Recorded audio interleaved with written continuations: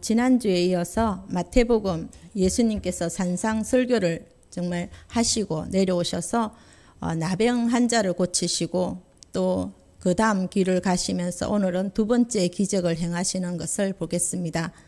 예수님은 어느 곳에 가시든지 말씀만 하시지 않으셨습니다. 그리고 항상 말씀을 하시고 마치시고는 현실로 돌아오시는 것을 볼 수 있습니다. 그리고 죄와 싸우고 있는 현실 속에서 우리에게 찾아오십니다. 그리고 우리들을 찾아오셔서 구체적으로 우리와 함께 해주시고 우리의 병든 것을 고쳐주시고 치료하여 주시는 분이십니다. 예수님은 또한 기적만도 베푸시지 않으셨습니다.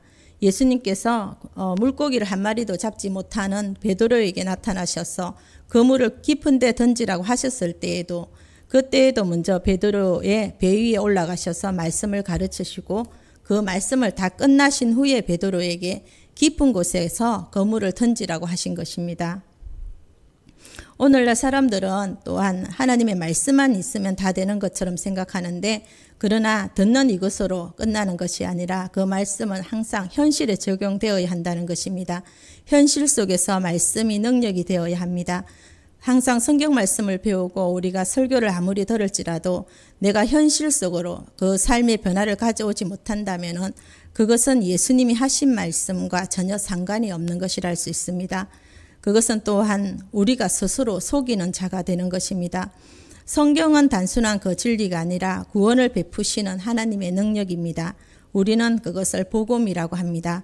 로마서 1장 16절 말씀에 보면은 내가 복음을 부끄러워하지 아니하노니 이 복음은 모든 믿는 자에게 구원을 주시는 하나님의 능력이 됨이라.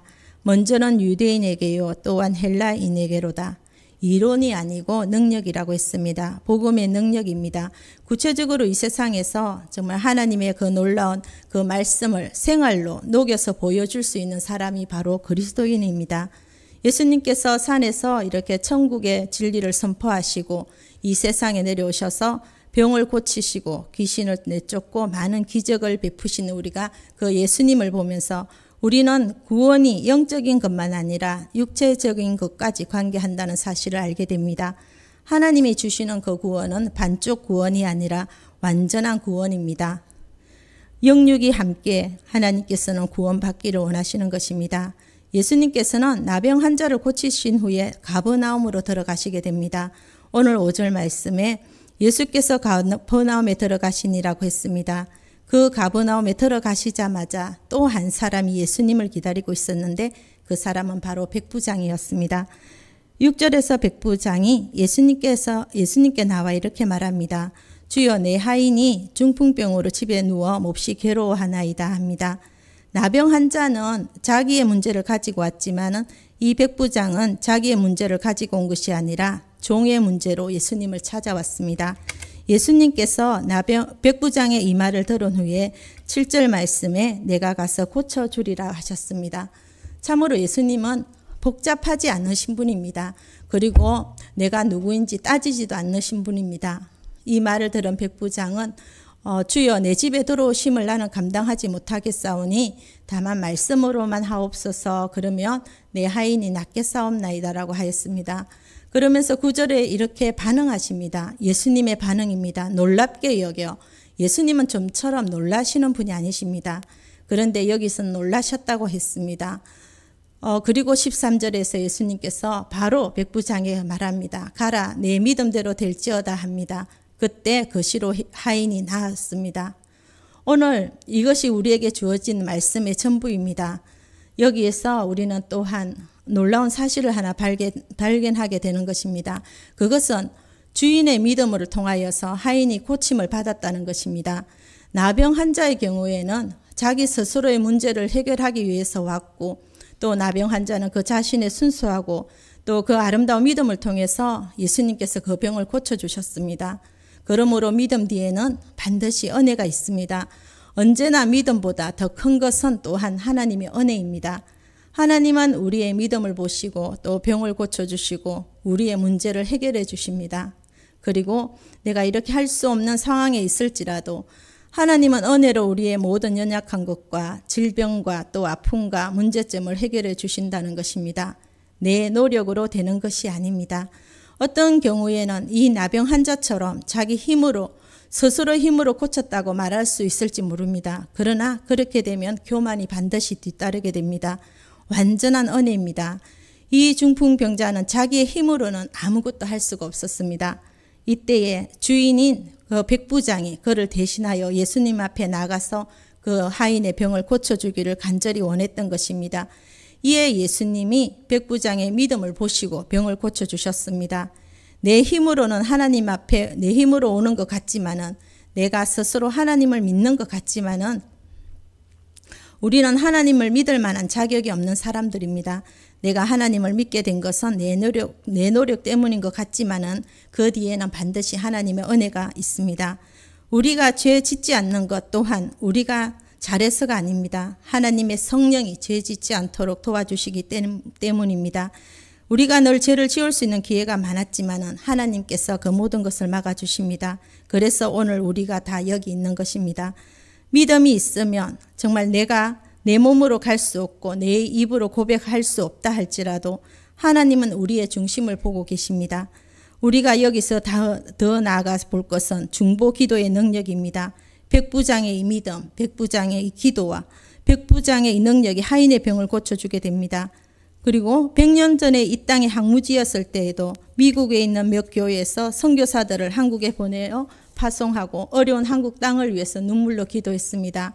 수많은 나라에서 한국 땅에 선교사를 보내고 또 눈물을 흘리면서 기도했던 까닭에 오늘날 우리는 부흥이 있었던 것입니다. 누군가가 기도하지 않고는 역사가 일어나지 않습니다. 부모님이나 친구가 나를 위해서 기도하지 아니하였다 할지라도 내가 예수님을 믿는 것은 누군가가 나를 위해서 기도했기 때문입니다.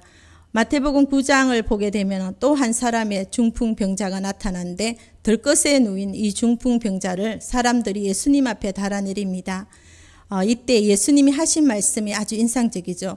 마태복음 9장 2절 말씀에 그들의 믿음을 보시고 라고 하였습니다.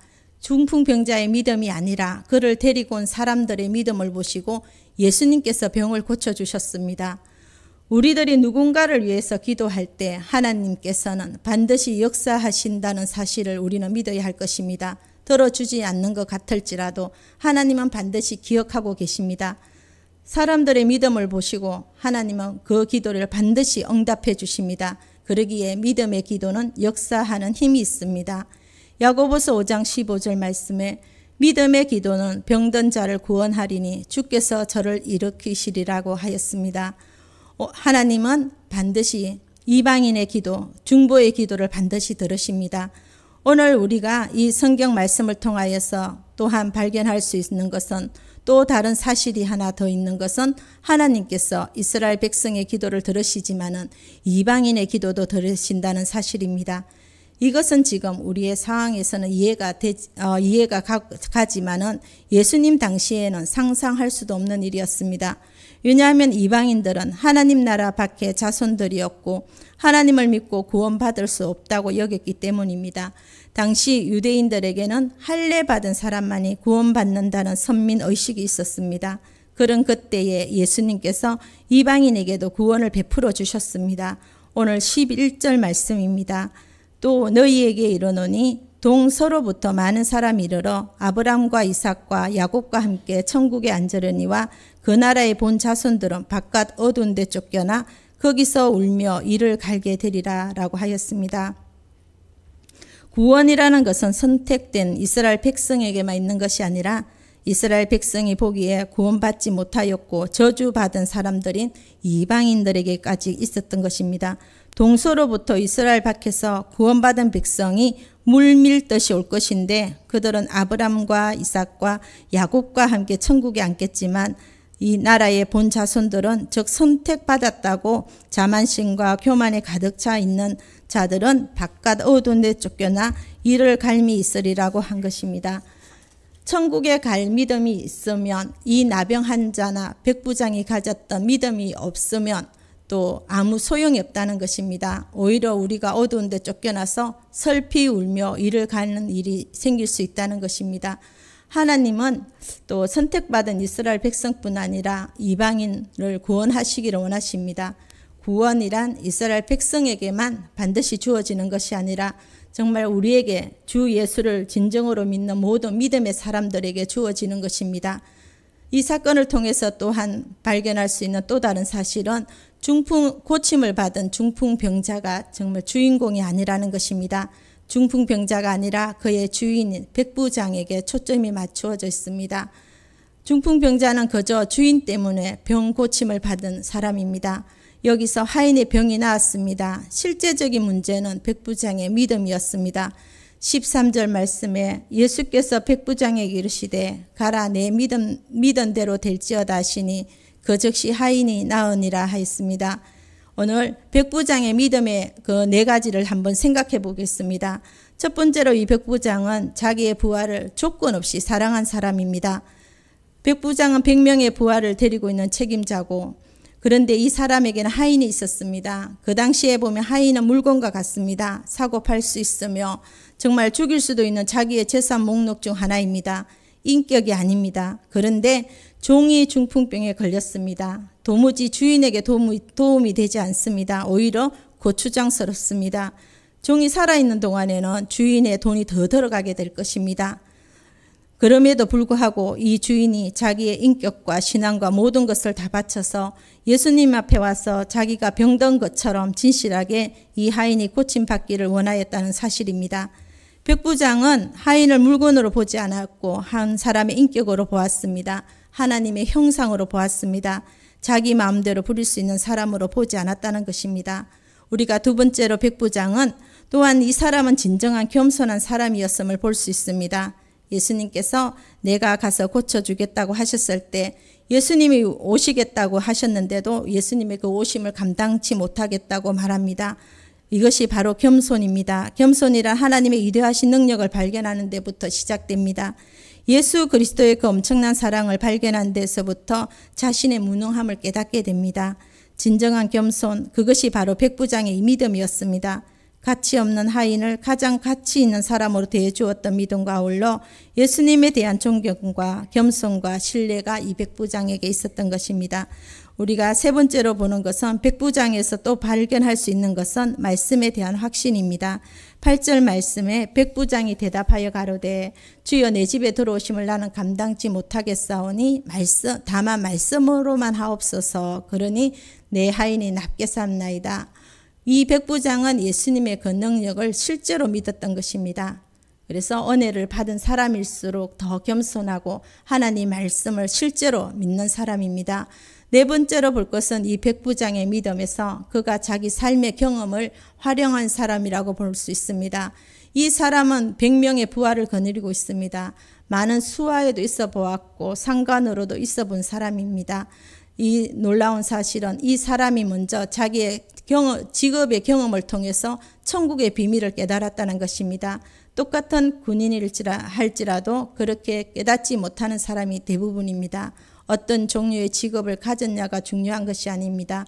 어떤 믿음을 가졌냐가 더 중요합니다. 우리는 또한 멀리 볼 것이 아닙니다. 우리들의 가정에서 또한 우리들의 직장에서 믿음의 눈을 가지고 보면은 기적이 일어날 것입니다. 부족해서 안 되는 것이 아니라 참으로 우리에게는 믿음이 없어서 안 되는 것입니다. 환경이 나빠서 안 되는 것이 아닙니다. 하나님 앞에 드리는 내 마음의 태도가 어쩌면 순수하지 못하기 때문에 안 되는 것입니다. 항상 환경은 얼마든지 바뀝니다. 우리의 신앙의 근거가 반드시 하나님 말씀에 있어야 할 것입니다. 백부장의 믿음을 보시고 예수님은 놀랍게 여기셨다고 했습니다. 예수님이 놀라신 그것은 전혀 예상치 못한 사람에게서 믿음의 말을 들었기 때문입니다. 오늘 우리들도 정말 믿음의 말을 통해서 예수님은 놀라게 해드릴 수 있는 그런 말씀과 믿음의 사람이 되었으면 좋겠습니다.